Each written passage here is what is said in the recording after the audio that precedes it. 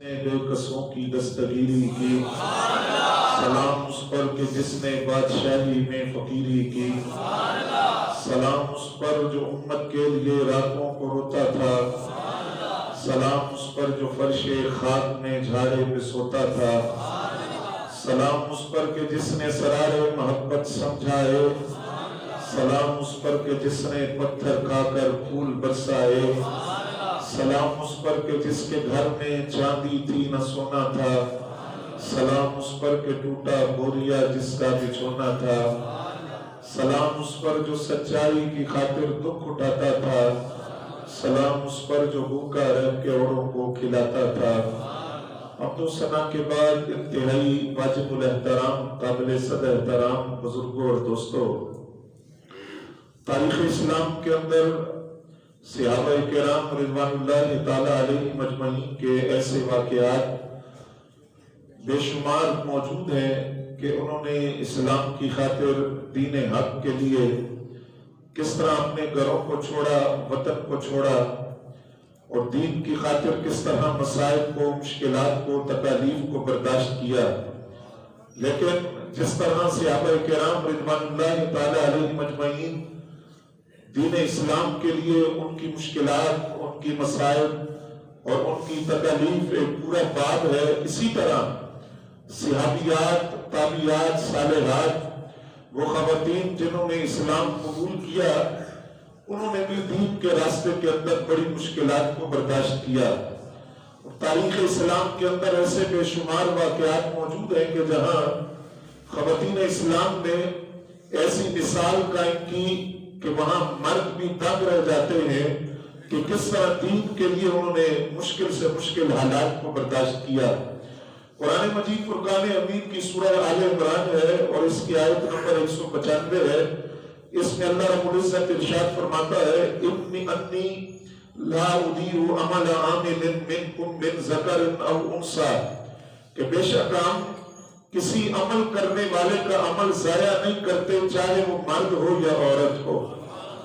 تو جس طرح مردوں نے دین کے لیے تکالیف کو برداشت کیا، اسلام کے لیے مصائب کو برداشت کیا، اس طرح عورتوں کا بھی حصہ ہے۔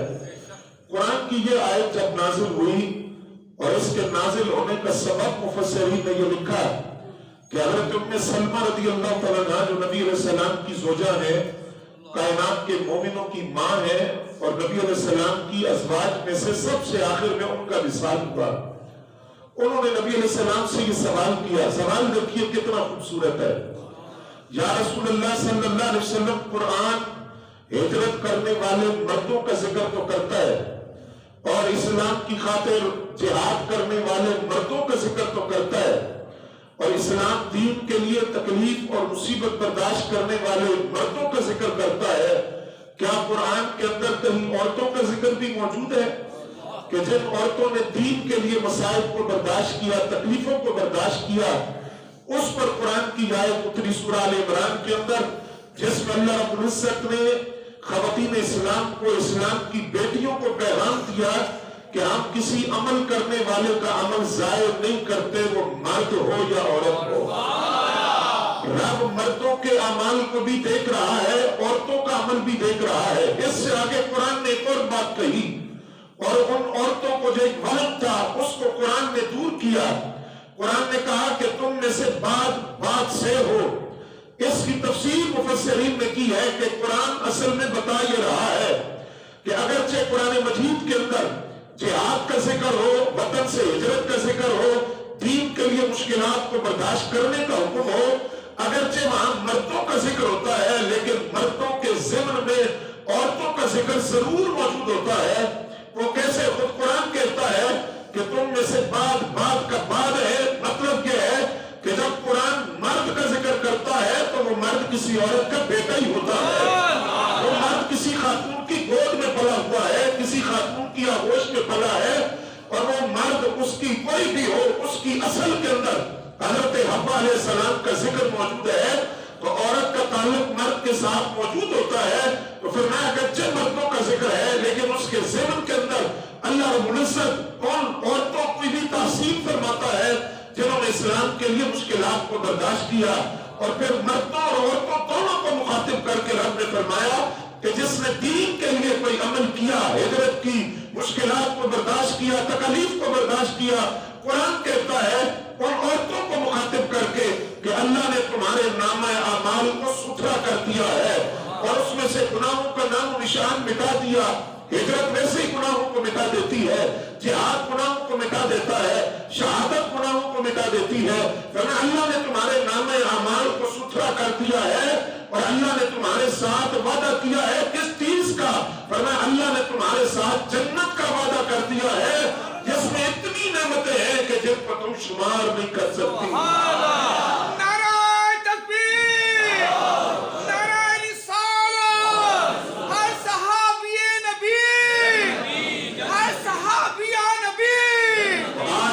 ذکر کرنا ہے ان خواتین اسلام کا، ان صالحات کا، ان صحابیات کا جنہوں نے دین کے لیے مشکلات کو برداشت کیا، دین کے لیے جن کی قربانیاں، دین کے لیے جن کا اظہار، دین کے لیے جنہوں نے مصائب کو برداشت کیا. اور بات اگر میں شروع کروں رسول اللہ کی ازواج مطہرات سے تو اس میں پہلا نام حضرت خدیجہ الکبریٰ رضی اللہ عنہا. ذرا ان کے خاندانی بیک گراؤنڈ کو دیکھیے، ان کی مالی حیثیت کو دیکھیے اور ان کا جو سٹیٹس ہے عرب کے اندر، مکہ کے اندر، اس سٹیٹس کو دیکھیے کہ وہ کیا ہے کہ اتنا مال تجارت کسی مرد کے پاس بھی نہیں تھا جتنا حضرت خدیجہ الکبریٰ کے پاس تھا.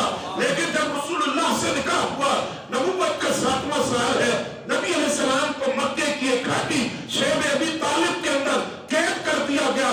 سماجی بائیکاٹ، سوشل بائیکاٹ، ہر طرح کا تعلق ختم کیا گیا. یہاں تک کہ ان 3 سالوں کے اندر نبی علیہ السلام نے درختوں کے پتے کھا کر بھی گزارا کیا، بھوک کو، فاقوں کو برداشت کیا.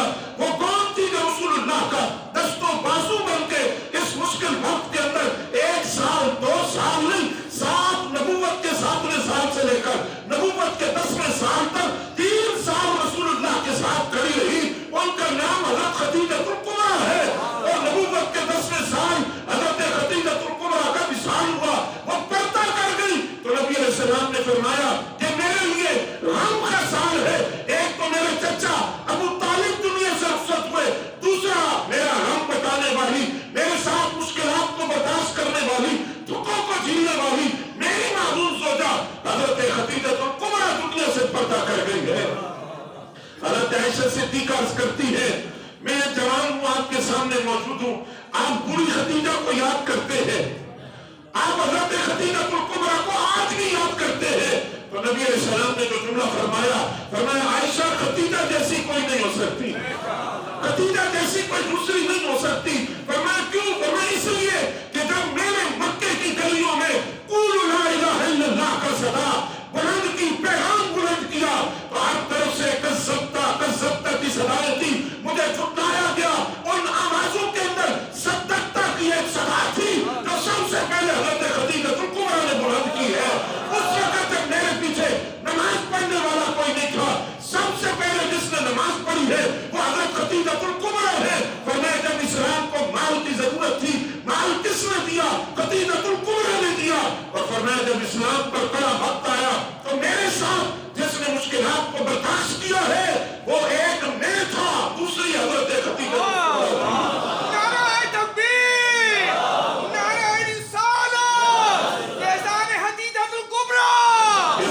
پھر حضور کی شہزادیاں، یہ تو بات کا میں آغاز کر رہا ہوں اور یہ ایسا موضوع ہے کہ تاریخ بھری پڑی ہے ایسی خواتین کے واقعات سے.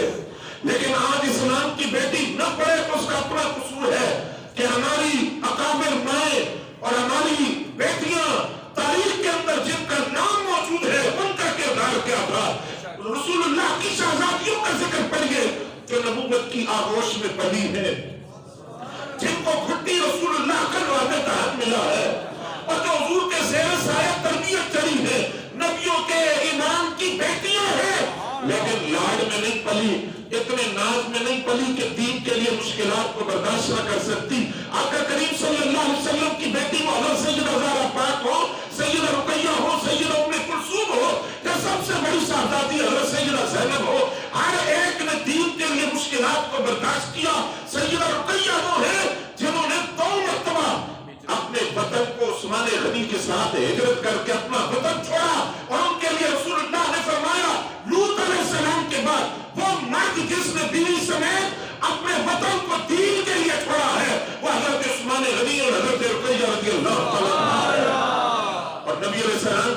سے بڑی صاحبزادی جن کے لیے نبی علیہ السلام نے یہ لفظ بولے سنیں گے، فرمایا افضل بناتی مصیبت فیا، کہ میری بیٹی اس حوالے سے سب سے زیادہ افضل ہے۔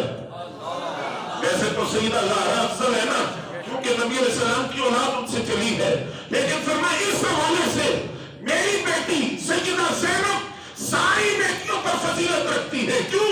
فرمایا اس لیے کہ جتنا درد اسلام کے لیے اس بیٹی نے دیکھا ہے، جتنی مشکلات کو اس نے دیکھا، جتنی تکلیف کو اس نے دیکھا، وہ کیا تکلیف تھی، وہ کیا مصائب تھے، کیا مشکلات تھی، کہ جس وقت نبی اکرم صلی اللہ علیہ وسلم بدر فتح ہوا اور بدر کے قیدیوں کے اندر حضرت زینب کے شوہر ابو العاص بھی موجود ہے جو ابھی اسلام نہیں لائے، اور ان کے فدیے کی باری آئی تو حضور نے فرمایا تم جاؤ مکہ واپس اور جا کر زینب کو میرے پاس بھیجو، تمہارا فدیہ یہی ہے، زینب کو میرے پاس بھیجو۔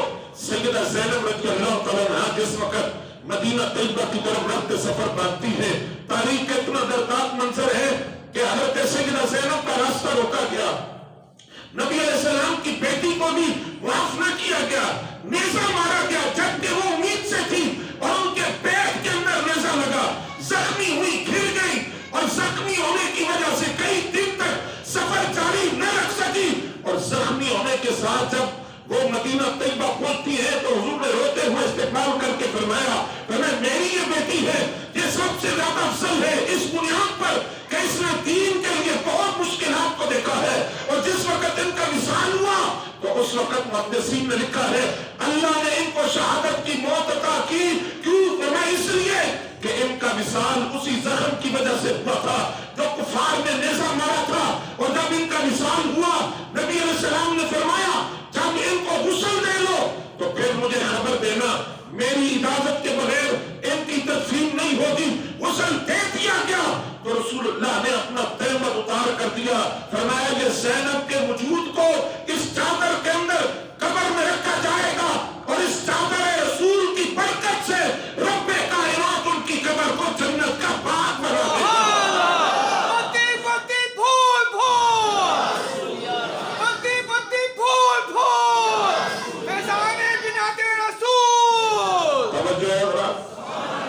تاریخ اسلام کے اندر ایک نام ہے حضرت ام اسحاق رضی اللہ تعالیٰ عنہا، یہ بھی صحابیہ ہے لیکن مکے کے اندر موجود ہے۔ جس وقت پتہ چلا کہ نبی علیہ السلام ہجرت کر گئے تو یہ ہجرت کے لیے رفت سفر باندھتی ہے، لیکن آپ سوچ سکتے ہیں کہ مشکل کیا ہے کہ ان کے شوہر کافر ہے، خامد مشرک ہے، شوہر مشرک ہے، ظلم بھی کھاتا ہے، سجدے میں جانے لگتی ہے تو سر پکڑ کر زمین پر پکڑ کر مارتا ہے، لیکن سجدہ نہیں چھوڑا، نماز نہیں چھوڑی۔ جس وقت ہجرت کرنے لگی اور ہجرت کرتے ہوئے اپنے بھائی کو بلایا جو مسلمان تھا، اس سے کہا کہ تم میرے ساتھ سفر ہجرت میں شریک ہو گئے، شوہر کافر ہے، مشرک ہے، وہ نہیں جائے گا، تم جاؤ کے ساتھ۔ یہ حضرت ام اسحاق رضی اللہ تعالیٰ عنہا دین کی خاطر مشکلات کو برداشت کرتی ہوئی اپنے بھائی کو لے کر مکہ سے نکلتی ہے، اور بھائی سے کہتی ہے دیکھو کسی طرح بھی میرے شوہر کو خبر نہ ہو، ورنہ وہ مجھے میرے نبی تک نہیں پہنچنے دے گا، میرے لیے مشکلات کھڑی کرے گا، پریشانیاں بنائے گا، وہ کافر اور مشرک ہے، میں رسول اللہ کا کلمہ پڑھنے والی ہوں، وہ مجھے روکے گا، ان کو خبر نہ ہو۔ آخرکار وہ دن آیا، حضرت ام اسحاق رضی اللہ تعالیٰ اپنے بھائی کے ساتھ مکہ سے نکلتی ہے، ابھی کچھ فاصلے پر پہنچے تھے، ایک امتحان آ گیا، آزمائش آئی، ان کے بھائی کہنے لگے کہ پریشانی کی بات یہ ہے کہ جو زیادہ راہ تھا، جو درم دینار ہم نے لیے تھے وہ تو میں مکہ میں بھول آیا ہوں، اب آپ یہاں بیٹھے، میں وہ درم اور دینار مکہ سے واپس لے کر آتا ہوں۔ اگر تم نے ساتھ کہتی ہے کہ مجھے ڈر ہے کہ وہ فاسق شوہر آ کر مجھے قتل نہ کر دے یا تمہیں نقصان نہ پہنچا دے، اس لیے جلدی آنا۔ اگر تم نے اسحاق رضی اللہ تعالیٰ عنہ راستے میں بیٹھی ہے، بھائی درم دینار لینے جاتا ہے تو کئی وقت گزر گیا، واپس نہ آیا، ایک شخص وہاں سے گزرا، اس نے حضرت ام اسحاق رضی اللہ تعالیٰ عنہ کو دیکھ کر پوچھا آپ کیا کر رہی ہیں؟ کہا اپنے بھائی کا انتظار کر رہی ہوں، فرمایا وہ تو کبھی نہیں آئے گا کیونکہ اس کو قتل کر دیا گیا، شہید کر دیا گیا، آپ کے شوہر نے اس کو موت کے گھاٹ اتار دیا۔ یہ حضرت ام اسحاق اٹھی اور تنہا مدینہ طیبہ کی طرف روانہ ہوئی، اکیلی سفر کرتے ہوئے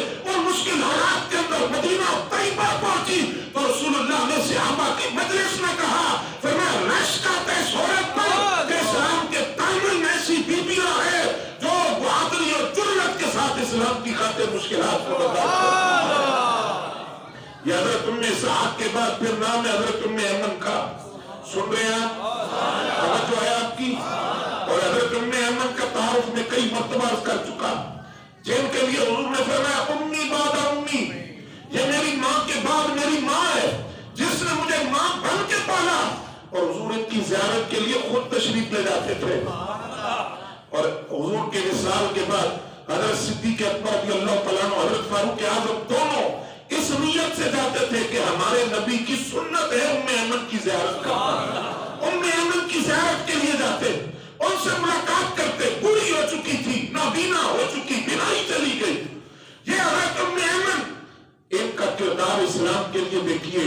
ये वो खातून है कि जिस वक्त रसूलुल्लाह की वालिदा का विसाल हुआ, हजरत आमिना तय्यबा ताहिरा का, उस वक्त मकाम अब्वा पर जहां आज रसूलुल्लाह की वालिदा की कब्र अनवर है, मकाम अब्वा उस मकाम पर जब नबी अलैहिस्सलाम की गोद में माँ आखिरी सांसें ले रही है, और ये मंजर में 12 मरतबा कर चुका, उस वक्त जो तीसरा फर्द था इस काफिले का, 3 अफराद का काफिला था, 6 साल उम्र नबी अलैहिस्सलाम की, और माँ आखिरी सांस ले रही है बेटे की गोद में, और जो तीसरा फर्द है वो हजरत उम्मे ऐमन रज़ियल्लाहु तआला अन्हा है। हजरत आमिना रज़ियल्लाहु तआला अन्हा ने हजरत उम्मे ऐमन से कहा, मैं दुनिया से जा रही हूँ, लेकिन मैं अपना बेटा तेरे हवाले कर रही हूँ। तूने इसको इस तरह पालना है जिस तरह मैंने पालना था, सगी माँ बनकर मेरे इस बेटे का ख्याल करना। हजरत उम्मे ऐमन ने माँ जैसा हक अदा कर दिया, रसूलुल्लाह सल्लल्लाहु अलैहि वसल्लम की परवरिश की और आपका देखभाल की, आपका ख्याल रखा। इसलिए हुजूर ने फरमाया ये मेरी माँ के बाद मेरी माँ है। और जिस वक्त रसूलुल्लाह मदीना तैयबा हिजरत कर गए, तो ये हजरत उम्मे ऐमन आगे पीछे था कोई नहीं, घर से अकेली निकल पड़ी। आप सोच सकते मक्का से मदीना का कितना सफर है, कितना तवील सफर है। आज गाड़ियों पर जाए तो वक्त लगता है ना, 5-6 घंटे लग जाते हैं, लेकिन वो उस वक्त पैदल घर से मक्का से निकली अकेली। पास ज्यादा राह भी नहीं है, सवारी नहीं है, खाने पीने का सामान नहीं है। करती क्या थी आप सुनेंगे तो हैरान होंगे।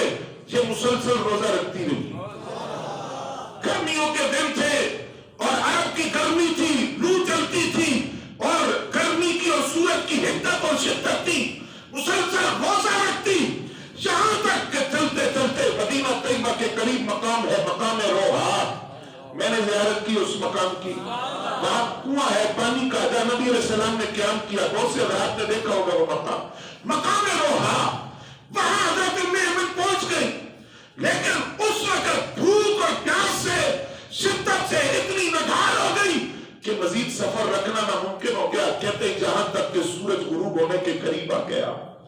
अफ्तारी के लिए पास कुछ नहीं, रोजे की हालत है, सामान कुछ नहीं है, न पानी न खाना, न दिरहम न दिनार न सवारी, कुछ भी नहीं है।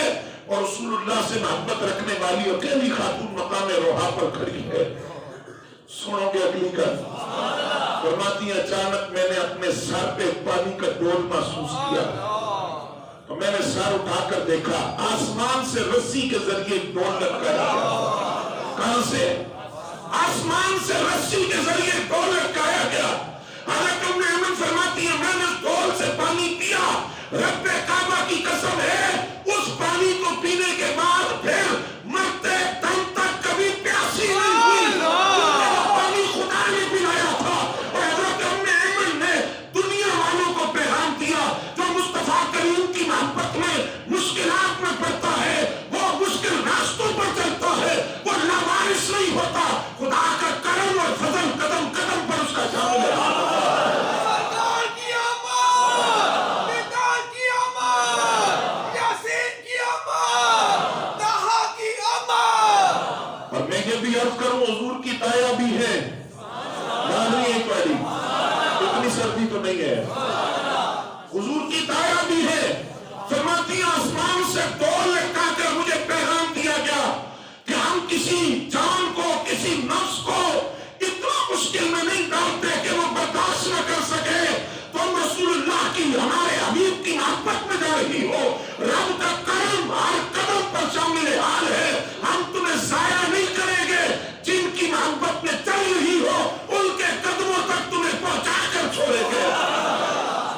کے بعد پھر نام آتا ہے حضرت عروہ بنت قریظ رضی اللہ تعالیٰ عنہ. ہو سکتا ہے نام تسی پہلی دفعہ سنے ہو گئے، لیکن اس خاتون کا تعارف بڑا مشہور ہے. یہ ماں ہے حضرت عثمان غنی کی. نہیں آئی آواز آپ کی؟ ان کی گود میں حضرت عثمان غنی پلے. یہ ماں ہے حضرت عثمان غنی، اور بیٹا عثمان غنی جیسا ہو تو ماں.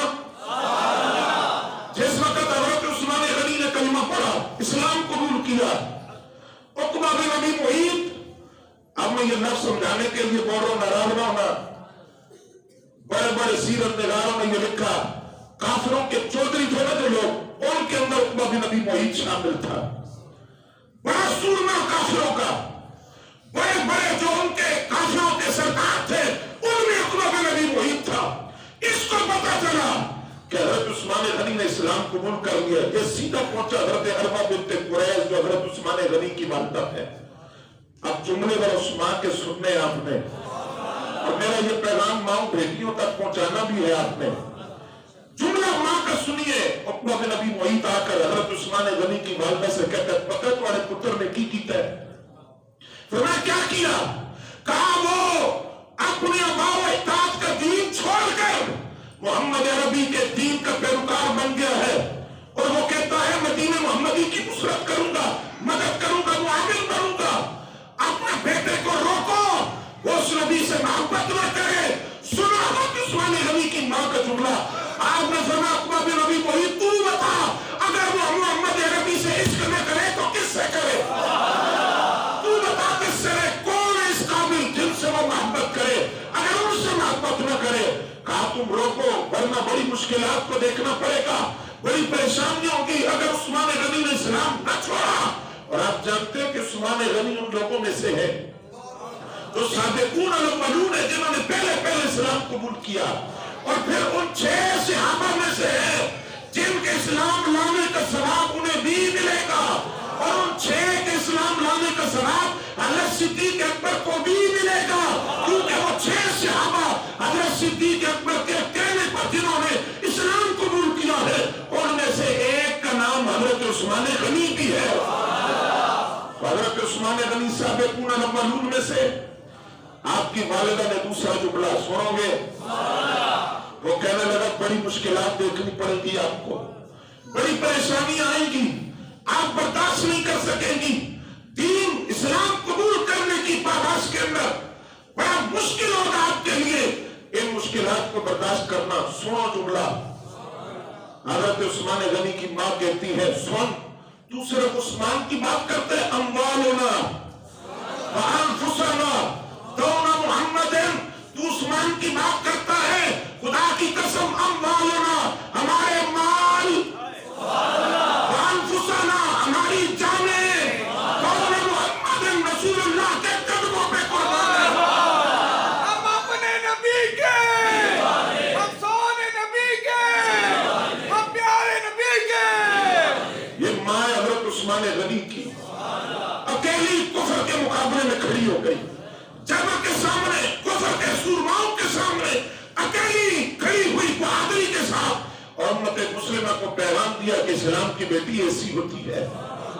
آج کسی اسلام کی بیٹی کو قرآن کی بات سناؤ تو وہ کہتی ہے فیشن تو یہ کہتا ہے، روایت تو یہ کہتا ہے. سنیے، میں آخر میں جس ہستی کا ذکر کرنے لگا، کل یوم وصال گزرے ان کا، جب میرے علم میں نہیں تھا، میں نے یہ تیاری کر لی، پھر مجھے پتا چلا کہ کل ہی ان کا یوم وصال بھی تھا.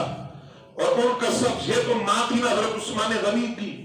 اب جن کا ذکر کرنے لگا ہوں یہ بیٹی ہے صدیق اکبر کی. سن رہے ہو؟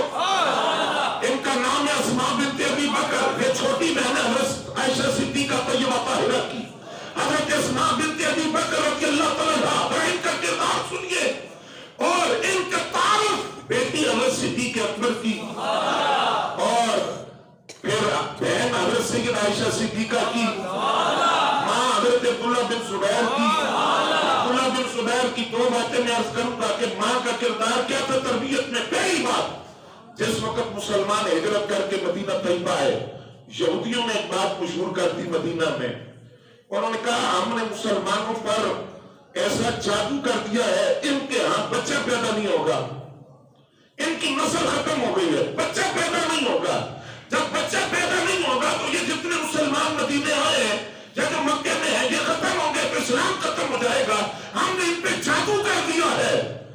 اب امتحان مدینہ طیبہ میں ہجرت کے بعد بچہ پیدا نہیں ہوگا. یہودیوں کی اس بکواس کے بعد مدینے میں جو پہلا بچہ پیدا ہوا وہ حضرت اسماء بنت ابی بکر کے گھر پیدا ہوا جسے عبداللہ بن زبیر کہا جاتا ہے. جب یہ پیدا ہوئے تو سرکار نے فرمایا ابو بکر کو بلاؤ. فرمایا اگر اللہ عبداللہ بن زبیر کو لعاب تحت پھٹی تھی سرکار کو. فرمایا ابو بکر اس کو یوں ہاتھوں پہ اٹھاؤ اور مدینہ طیبہ کی گلیوں میں چکر لگاؤ اور اللہ اکبر کی صدائیں بلند کرو. صحابہ سے کہو اس کی خوشی میں جلوس نکلے اور عبداللہ بن زبیر کو اپنے ہاتھوں پر اٹھا کر رکھو اور یہودیوں سے کہو تم جھوٹے ہو ہمارا خدا سچا ہے. گلی گلی نگر نگر گلی گلی نگر نگر نعرہ حیدری نعرہ حیدری. ان کی ماں ہے حضرت اسماء بنت ابی بکر. جس وقت سرکار ہجرت کر کے مدینہ طیبہ مکے میں خبر پھیل گئی کہ حضور ہجرت کر کے, لیکن بعض لوگوں کو بھی یہ نہیں پتا تھا کہ نال کون ہے, اور کفار نے خود سمجھا کہ ہوئے نہ ہوئے صدیق اکبر تو نال ہی نہیں, کیونکہ کسی موقع پہ وہ جدا ہوتے نہیں, وہ ساتھی ہوں گے. جب یہ بات کنفرم ہو گئی کہ حضرت صدیق اکبر ساتھ کے تو ابو جہل کافروں کا اتنا بڑا سورما سیدھا حضرت صدیق اکبر کے گھر پہنچا. حضرت اسماء بنت ابی بکر سامنے آئی, کہنے لگا بتاؤ تمہارے والد کدھر گئے, اور ساتھ وہ جن کی وہ نبوت کا اقرار کرتے سن رہے گا کدھر گئے. اب توجہ ذرا, توجہ میری طرف, کدھر گئے. اب ایک جملہ زبان سے نکلنا آپ سوچ سکتے ہیں کتنی بڑی ذمہ داری تھی. حضرت اسماء جانتی ہے حضور کہاں ہے, غار ثور میں. کیوں؟ کیونکہ کھانا یہ پہنچاتی ہے. کھانا پہنچانا بھی تو آسان بات نہیں, جان ہتھیلی پہ رکھ کے کھانا غار ثور میں لے جانا. ذات النطاقین ان کا لقب ہے. دو پٹوں والی کمر بند چادر جو تھی اس کو پھاڑ کے کھانا باندھ کر حضور تک غار ثور میں پہنچاتی تھی. تو کہا بتاؤ تمہارے والد اور وہ نبی کہاں ہے, تم جانتی ہو. اور حضرت اسماء جانتی تھی کہ حضور کہاں ہے. کتنی بڑی ذمہ داری تھی, کتنی بڑی امانت تھی سرکار کی جو حضرت اسماء بنت ابی بکر کے پاس تھی. آپ نے فرمایا میں جانتی ہوں لیکن نہیں بتاؤں گی. میں جانتی ہوں لیکن میں نہیں بتاؤں گی. میں اپنے نبی سے خیانت نہیں کر سکتی. جان چاہتی ہے تو چلی جائے, حضور کی امانت میں خیانت نہیں ہو سکتی. ابو جہل نے تھپڑ مارا. سیرت کی ساری کتابوں میں یہ واقعہ موجود ہے.